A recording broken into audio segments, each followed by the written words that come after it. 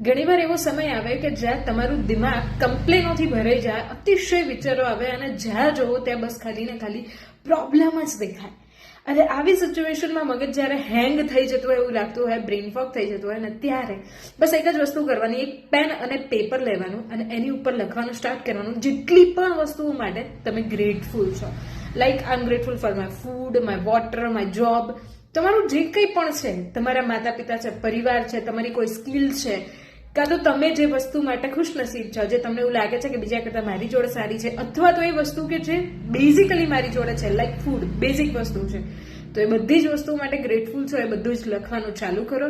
અને કેટલા પોઈન્ટ થાય છે બસ એ ઘડતા રહેજો. તમે એટલીસ્ટ 10 વસ્તુઓ સુધી પહોંચો ને ત્યાં સુધી મગજ એ લેવલે શાંત થઈ ગયું હશે कि तुम्हारी 50% कंप्लेन ओछी થઈ ગઈ હશે.